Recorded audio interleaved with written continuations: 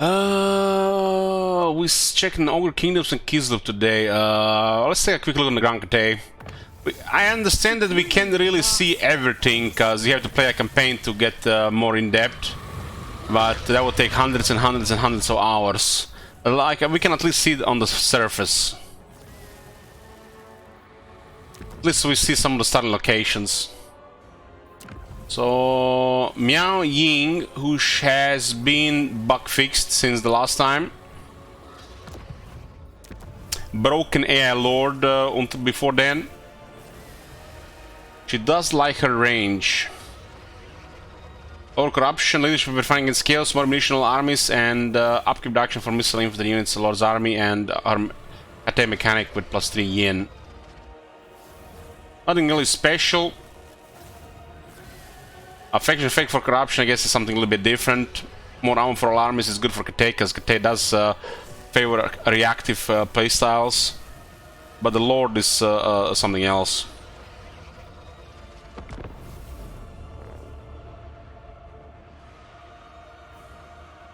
Line Television asks, why does Sia love giving the elves all the gigabobs and items? Are you insane? Don't say such things. All Might be around. We will never hear the end of this shit.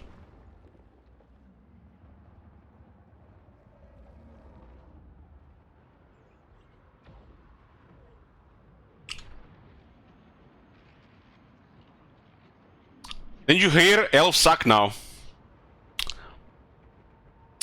Each other. Off.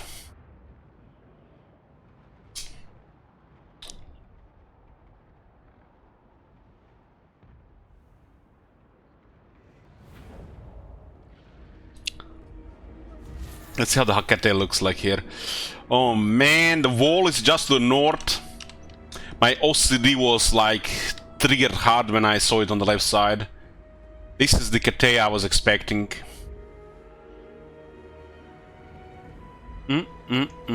I like Cathay campaign. Some of the stuff feel a little bit generic, like the heroes. I think heroes could get some love. I do love the Ivory Road mechanic with caravans. It's such a cool thing to add to a little bit more depth to the campaign, because you know the whole Warhammer setting lacks depth to the campaigns. So when factions have stuff like this, you know, me personally, I find it a lot of fun, and it's just enough for me to like the faction and replay it.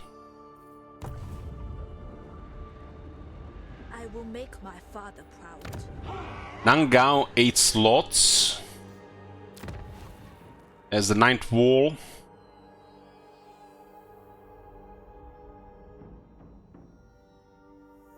That's how you do a landmark. Solid bonuses, and if it's a tier 5 there should be something extra. Melee defense +6 when defending. Ammunition +30% during siege defense battles all armies. That's how you do a landmark. Whoever did this landmark should, you know, keep doing more landmarks. Probably I didn't get lucky. That's how you do landmarks. Has something for this city, something for the faction, and justifies the tier 5 slot. It's not really in crazy, just a solid addition to the Empire, right?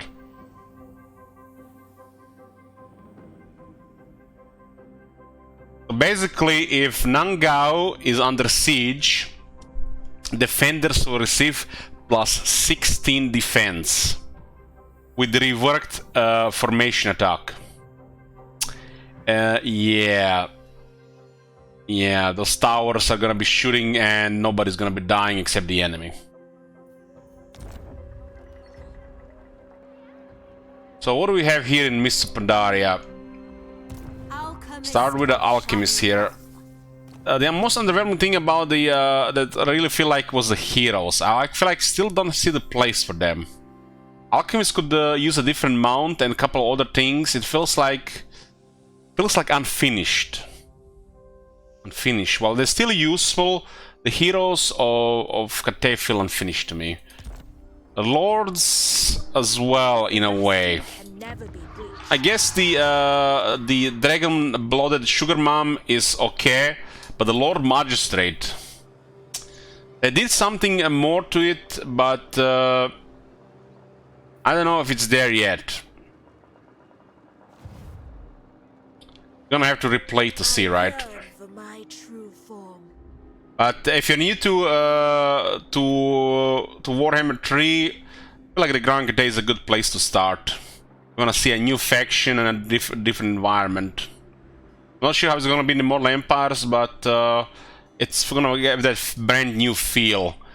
You know, just don't overthink the harmony, and don't think that you're playing Dwarves of the Empire. Well, they might feel, you know, similar to both.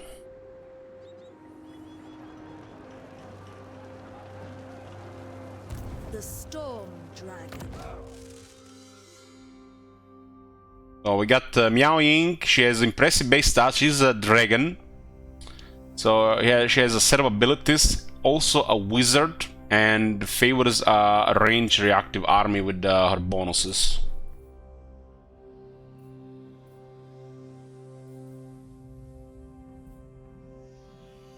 Very easy time with the Cathay with Harmonious.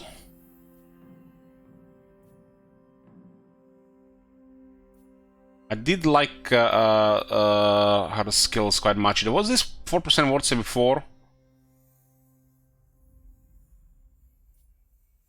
A range for all missile units and 20% little time reduction for the whole army.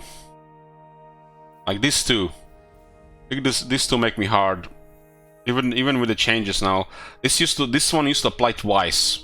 Now imagine AI with their bullshit auto resolve, with their very hard bonus, have this one apply twice. We had Meowing broken for like a couple of months in Warhammer 3. Just the state of things.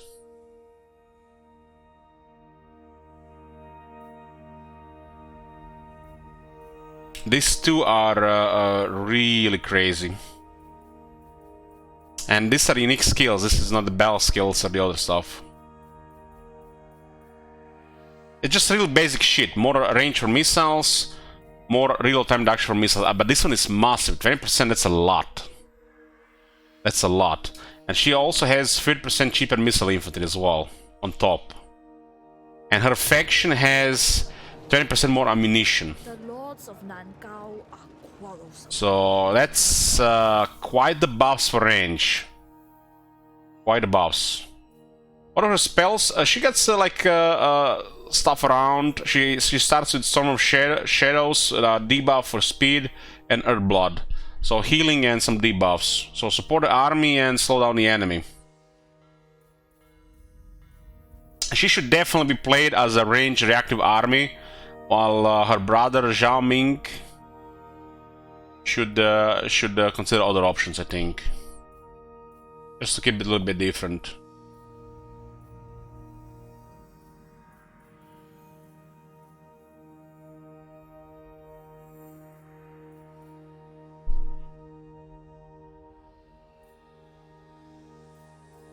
This is just a Great Lord. Great Lord, did they do something here? 6/6.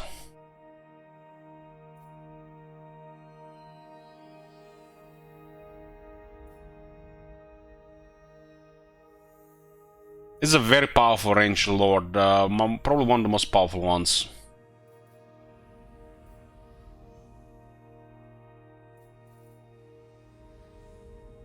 And you do get the quickest access to the Great Bastion, which is, you know, part of their thing.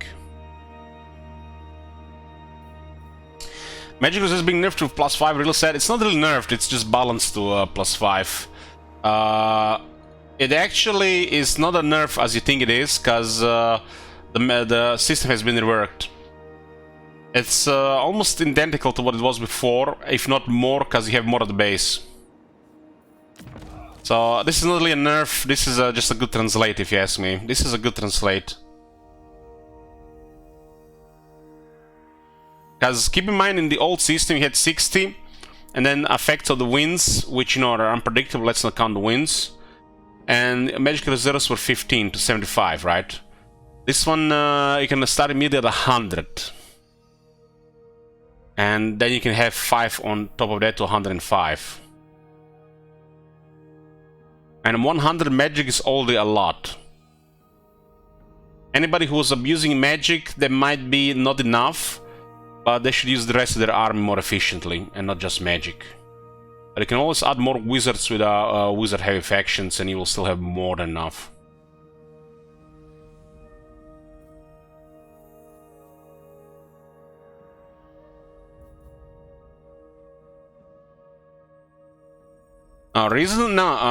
If you are relying on magic, this will always be 100. Always gonna be 100 more. Because you have a stance which channels it easily to maximum. And you will usually keep it up, that will be always at 100 or higher. If you are relying on the magic. So it will usually be with the wizards over 100. I think more than it would not be over 100. This is only going to be lower on fresh lords and at the start.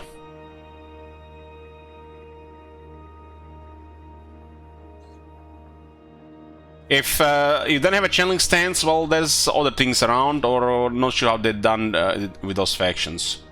But anybody that has a channeling stance, it's easy to get 100. Channeling stance is actually too good. What's the best area for the Lich Priest? Wise. So you add 3 ranks to the army and get 5 jars per turn.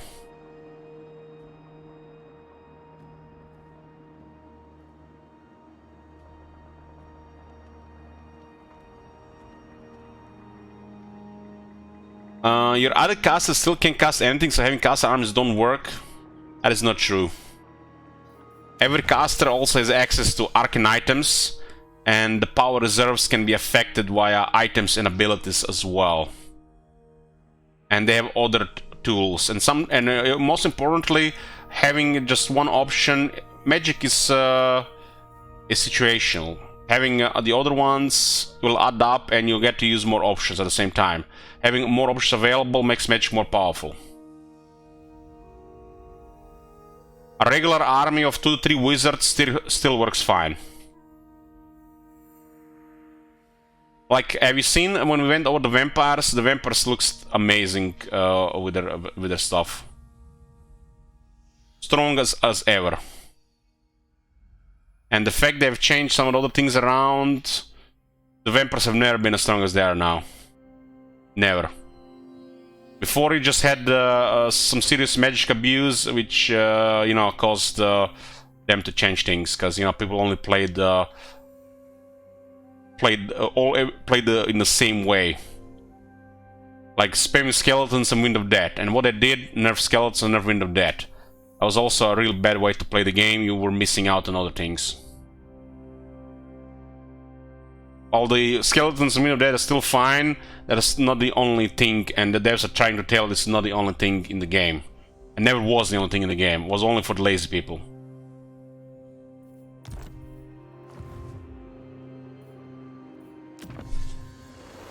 We're gonna assume most of this is right. They only fixed some of the bug technologies that apparently didn't work. So location looks good. I do like the look of these territories. This one is a 2 region now. Interference will cost you dearly. Perhaps an elixir of tirelessness.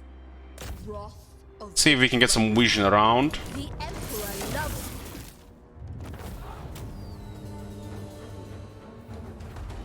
I really need to do something about this one. Their evil must be kept in check. Meowing. Stand against evil! The defensive parameter expands. I stand apart. Gunpowder Road, and it's adjacent to the lanes of stone and steel. Pomei on this side, and Warps on Desert below.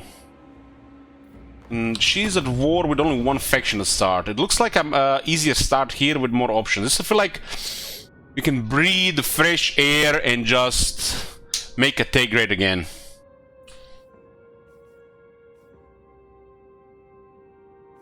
I don't know, guys, but it feels like A lot of these factions so far that we've seen, they feel chill. They feel chill. And that's alright. They don't have to just put it to the max number immediately. It's okay that we have like a starter game for an update or two that just feels chill. Just so we can learn the map, the factions, the changes. You know, like I said, this current starter game will not exist in a couple of updates. So enjoy it while it lasts. And don't bitch around. No matter what they fucked up, or you know, if it's too possible. According to patch notes, it seems like they made a lot of things possible. People have been complaining about these possible things, but just think about it from this point of view. They're giving you this massive campaign, all these factions. Maybe it's intentional. They're actually giving you this possible starter game, because they did change starter game, I don't know, like 7 times in Warhammer Tomorrow Empires. 7 different types of campaign was at a time, because how it was changing. So you can actually get familiar with the map, with the factions, with the lords, the new environments and everything, instead of immediately just put you into the grinder. So this is work in progress, and enjoy the starter game as well as it lasts, cause it's going to change. This is not gonna be the same for most of these factions as the game gets updated.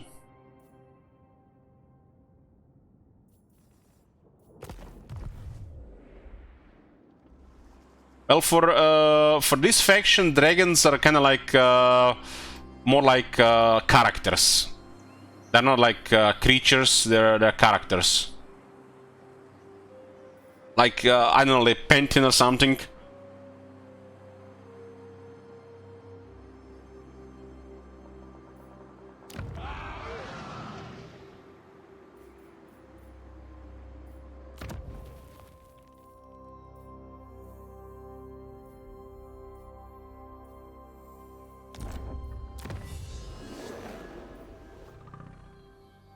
This one used to be insane for the longest time in the Realm of the Chaos, but they changed it. I couldn't believe it when I saw it the first time. There's a lot of good text, but you have to keep in mind that harmony will change over time. And I understand that some people are gonna get irritated by this and frustrated. They have to keep it always in mind. Just, I don't think you should overthink it, and there should always be ways to prepare yourself to move it around. I think that you have to shift this harmony around. It's the whole campaign about them, right? To keep things in harmony if you wanna, you know, benefit from the bonuses and avoid the negatives. And it's not the end of the world if you can't have the balance for a few turns. Keep that in mind. Ideally, you want to have balance at all times. And attaining that would be like, should be the goal of the campaign. And don't really get frustrated over this if you can't have it. It's not going to be the end of the world if you can't have it. But if you can have it, you're going to be rewarded. I had multiple people message me over the months regarding this, and they just can't be bothered to balance the harmony. It's like they got these new tools and the new mechanic, and they want to play the high elves because they don't have to balance anything, or the dwarves, you know. So even if you don't have the positives from the harmony, it's not the end of the world. Ideally, you want to have it, but if you're the type of person that don't want to min-max things, it's not going to be the end of the world. If you manage it half the time, you'll be fine.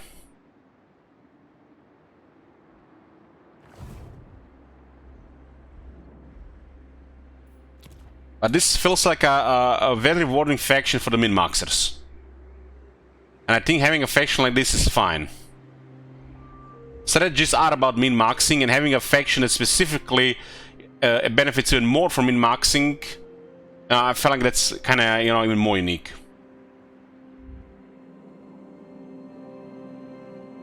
As you get bigger, keep in mind the harmony gets a little bit easier, but you still have to keep in mind in it if you want to have the balance.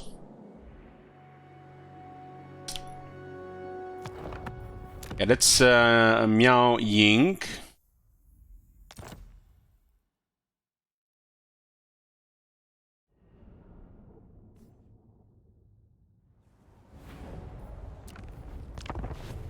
I think Grand Cathay is gonna get more factions in the future. They might also expand them up to the east for them, or who knows what they're gonna do about them.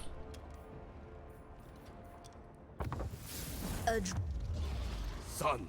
That's the Xiaoming. He has different stuff here, maximum car capacity for caravans, so caravans are more profitable.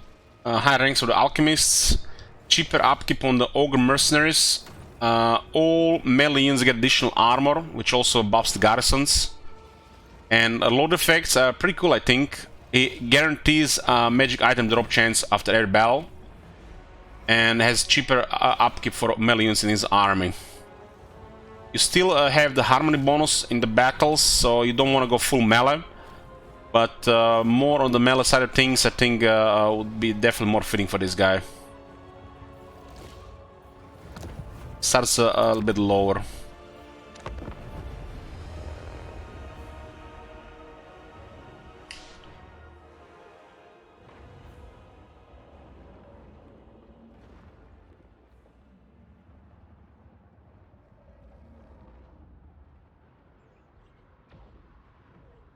Hey there, bro.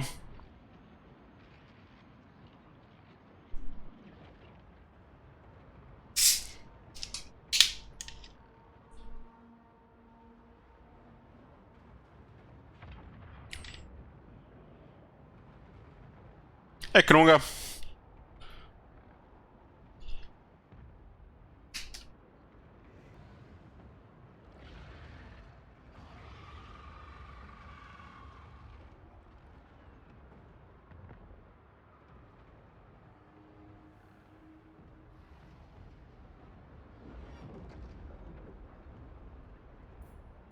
I think we can expect a lot of stuff in Warhammer 3 over the years. Cathay must never. What did you miss this morning? We just take a quick look on the ogres and Kislev so far. Oh, Xiaoming worships me.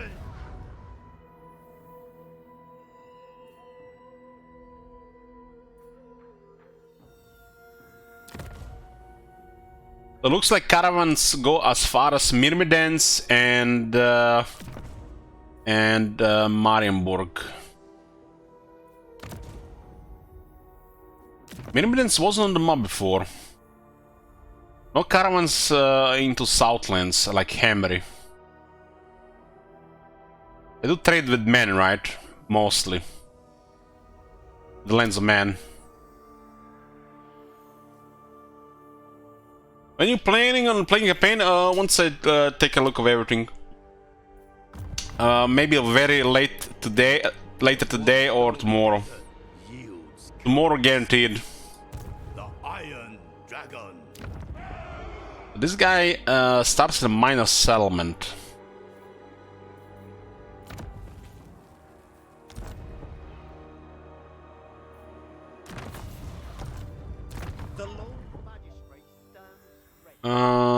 Yeah, there's no caravans in Bretonia for some reason.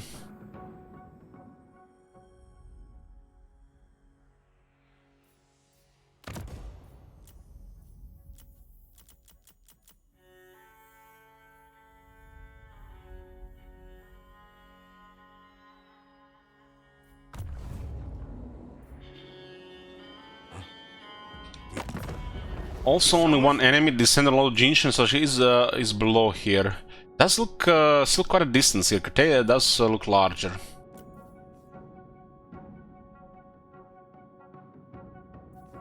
I haven't decided yet, but I'm leaning towards vampires. The Celestial Blacksmith. So this guy starts with the alchemist, but his faction effects is +5 ranks for the alchemists, but his alchemist rank 1.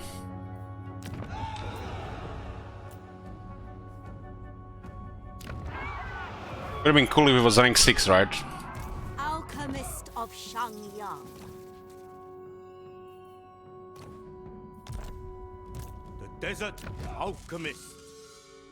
Same as Meowing, very impressive base stats. He's a dragon after all. Some flavor stuff here. I think magic item drop chain is pretty cool stuff. Especially if you're trying to look everything and equip all the characters. I haven't seen his skill tree before. Let's see. So, transferring to Dragon, Dragon's Bread, Plague of Rust. On Plague of Rust.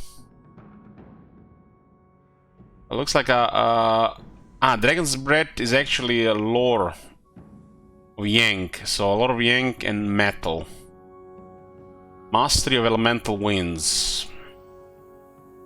That's a pretty cool thing with Cathay.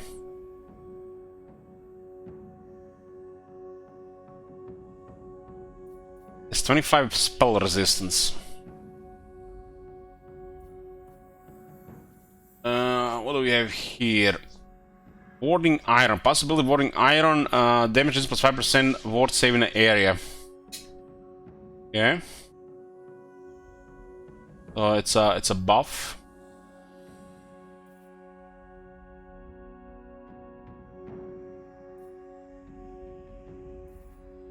Desert Armor adds an initial 10 armor for melee units.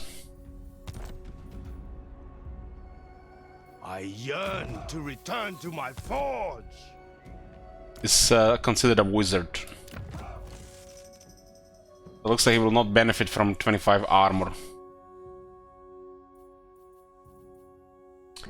Additional weapons for melee units. And melee attack for melee units. 10% though. Melee attack plus 10 or 10%, that's so weird, because this is percentage in the first place. But this is gonna be 10%. Still has a lot of buffs for melee on this guy, a lot. His melee and his sister is range. Fire and metal shall save us all. Like 36 plus 10%, it's only 4. Well, 36 to 46, that'll be a lot, right? Still something.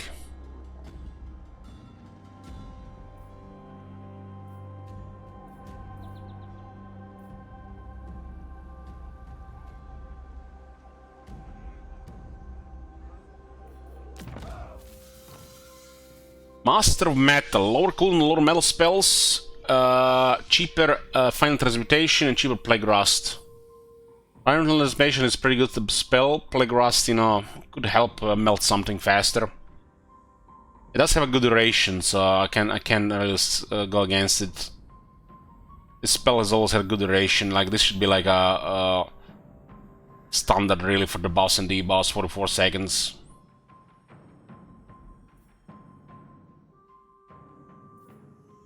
Lord of Shenyang, Cathay and Ogres, diplomatic relations.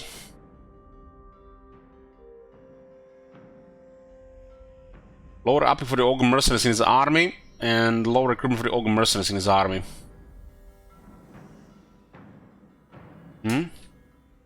Strange alchemy, local province, cheaper construction, more alchemists, more ranks for the alchemists. That's plus 7 ranks of the alchemists.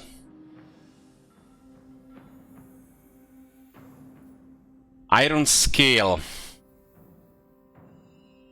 Armor piercing weapon damage plus 5% for the whole army. It's like a weird stat.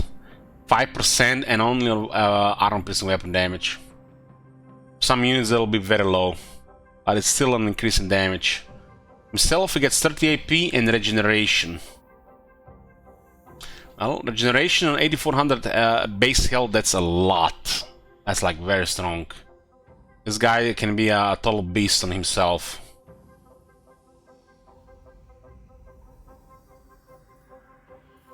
Can you pick both Master of Metal and Master of Alchemy, or only can you pick one?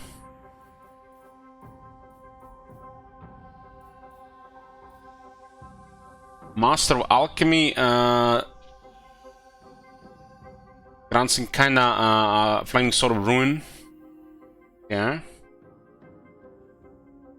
Could be okay to start things up on some encounters. He gets the alchemist thing here, huh? Like a stronger version.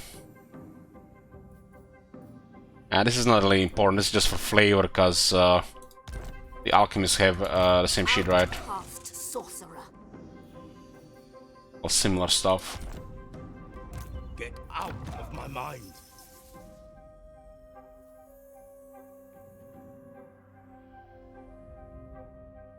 19 seconds,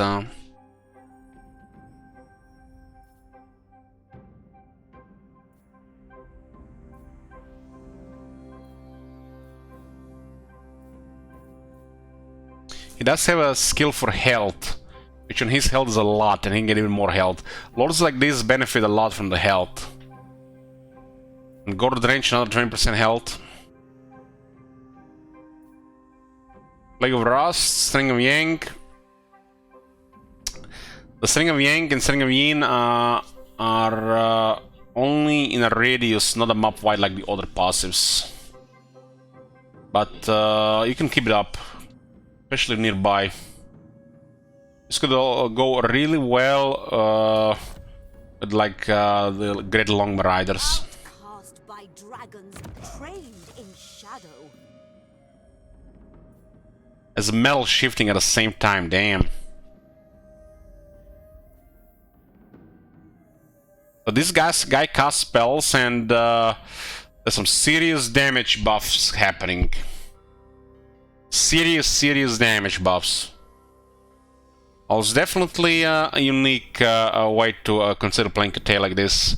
Because they do like reactive, but you can still kind of, you know, slowly gain ground, move formation, while favoring melee in supporting with range. Because they have harmony on battlefield as well.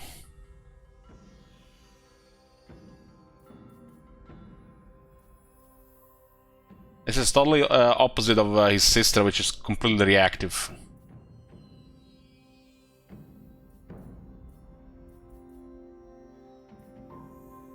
This guy, we can say he acts slowly, because it's Cathay after all. They want to stay in formation, you know, for a flavor. Or you can just really buff this guy and smack things down with like a bunch of Great Long Riders and stuff, but they are accessible only later. Hunger. This is an unrealistic thing to get on these guys, but on the base, any flying cavalry that can do melee is solid, especially if they're gonna get all this buffs from this guy. If you send 2 of these, they can just kill this unit, kill that unit, next unit, next unit. And with all of his buffs, gonna be very good.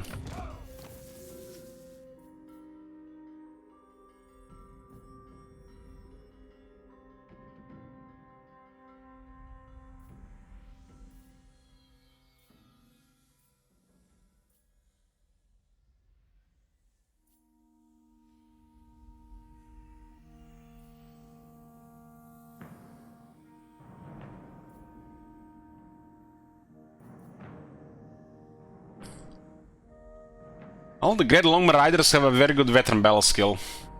The basic battle skill is also not horrible.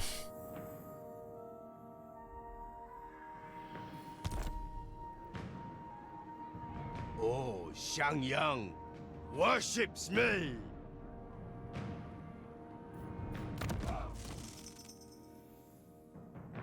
They have no items because they get items from the road.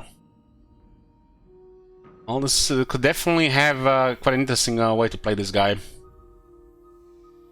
This guy has interesting option. This feels like a varied army that acts slowly. It's kind of like would be like a dwarf melee army. Except they do have access to flyers and the big stuff.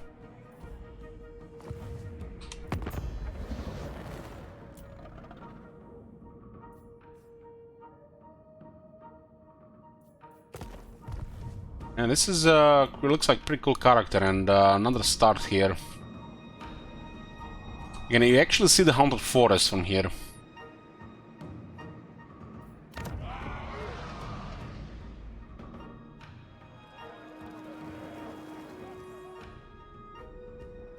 Kind of like these narrow passages, really. You know where they're gonna be coming from. This is where it enters, right?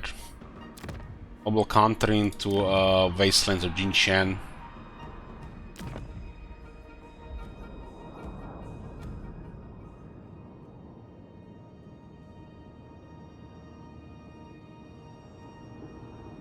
Who resides in Hunter Forest again?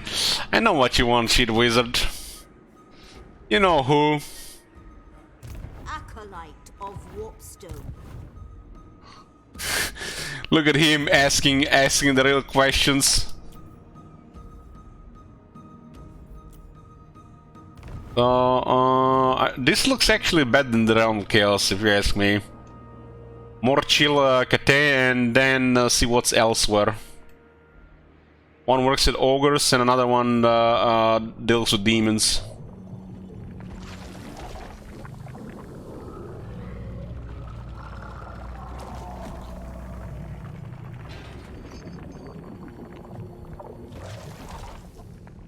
That's the Great Maw. But he said Bones doesn't have a set. All existence is an experiment.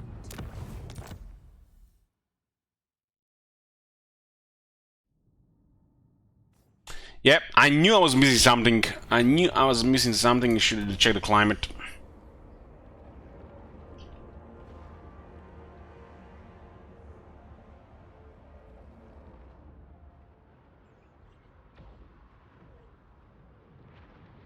Caravans go further now. It looks like they don't go into Bretonia and they don't go into Southlands. Bretonia would make sense though, so I hope they extend that.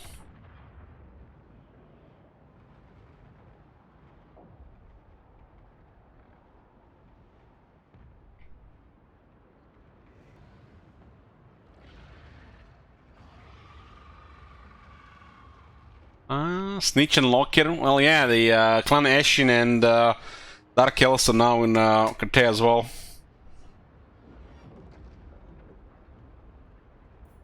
Would be cool to create a colony with Cathay in like Lastria.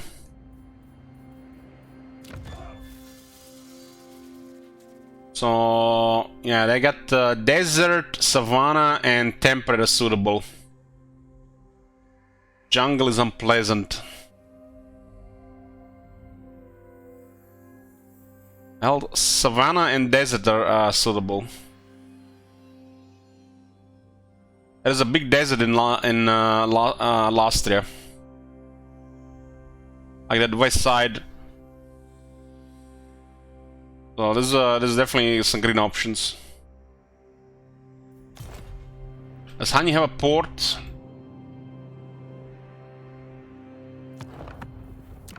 I didn't create an autosave on another one.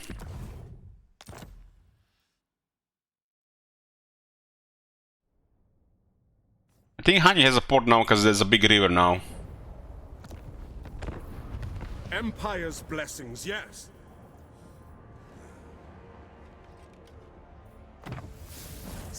It does, okay. Yeah, that's for Cathay.